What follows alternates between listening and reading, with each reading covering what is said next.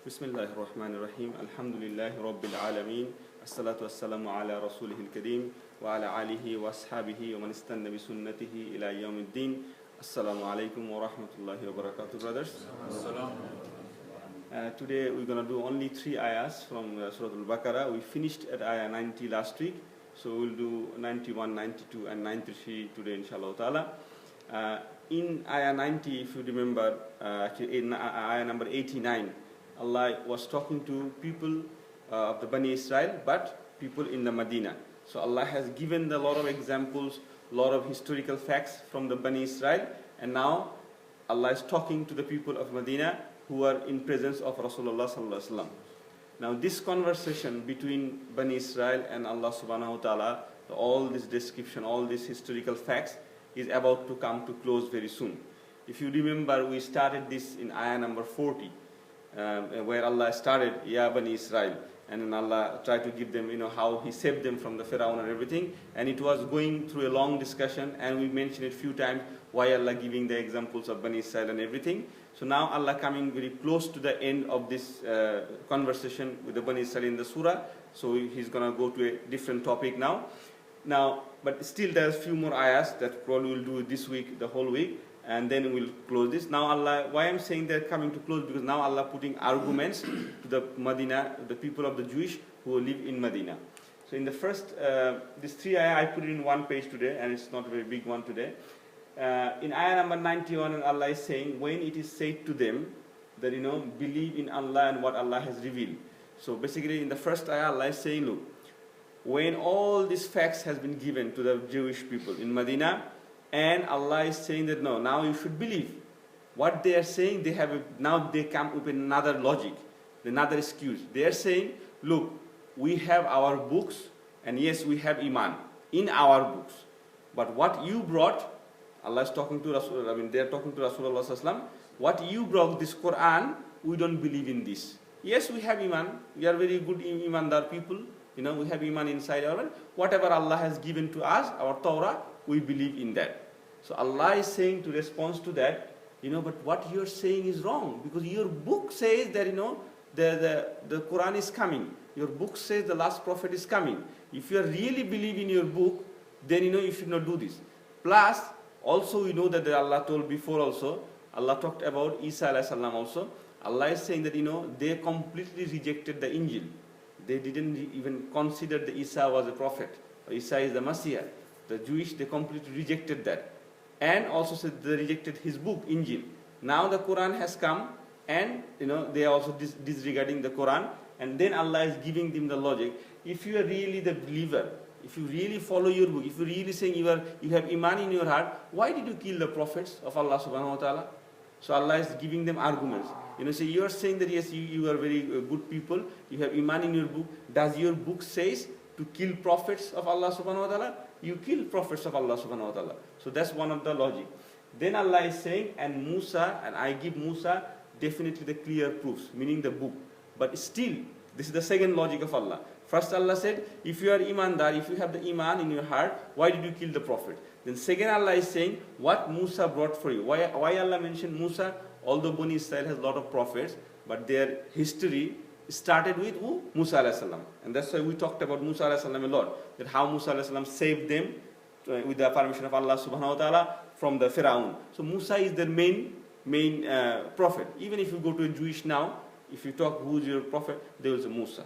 Because they follow the Musa. Yes, they have other prophet after Musa, a lot of prophets after them, David, Sulaiman, and Yaqub and Jacob and all these prophets, but they consider Musa as their head. So Allah is saying, the Musa brought the book for you. Then why did you go and start worshipping a small cow, a calf? If you are so much Iman, why did you go and start worshipping the calf? Does your book say to do shirk? You started doing shirk. That's what Allah is saying here, while you are wrongdoers and you are the zalimins. And in the third ayah, Allah is saying, Allah giving another example. We already go through this one. Look how Allah is going back to the people of Medina and talking them from the same thing Allah said. Allah is saying, look, remember that day when I took a misak from you. Misak means a covenant from you, a contract from you, and I took the mountain Tur above you. We also talked about this ayah before. Allah mentioned this ayah before. We moved the mountain Tur above your head, and we take a promise from you. And what did you say? Allah said, they are saying, they say, we hear and we disobey. Samiyana wa asaina. They said, we hear, but we disobey. That's what they said to Allah subhanahu wa ta'ala. And then Allah said, and because of that, I give you a punishment. What is the punishment? Allah put the love for shirk in their heart. So, Allah basically sealed their heart. That's what Allah is saying here. And their hearts absorbed the kaf because of the disbelief. So, because of the disbelief, there's a kufr. Allah said, okay, I'll put love in your heart for the shirk so that you become finished. Then Allah is saying to Rasulullah sallallahu alaihi wasallam, how wretched which their faith has enjoined upon them. Allah is saying to Rasulullah, that tell them, your belief, your iman that you're taking pride of, this iman has told you to do shirk. What kind of iman is that? Your iman that you have, it told you to kill a prophet, you kill prophets, you disregard what Musa bring to you, and also you start doing shirk. And you said Samiyana or Asaina. So now a few things from here, that this is excuse from the Bani Israel of the Medina. Also they said they have a true believer, although their book had the truth of Islam by Rasulullah sallallahu alaihi wasallam. The one thing to mention here, this is like a grammatical thing, but very interesting thing in Quran. You will understand this if I just say the last thing of the last is saying the transition of pronoun. What does it mean? I'll just explain you. Look at the last 93 ayah, read it in English, you will understand. Allah is saying, when we took your covenant.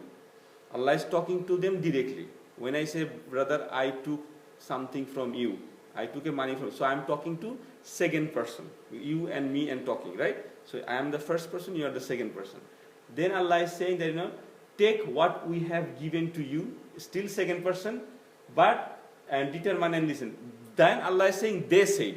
So it's like I am talking to you, all of a sudden, instead of calling you, I am calling you they. So Allah going from second to third person. This is very common in Quran, because we just read Quran, we don't concentrate properly in the Arabic language.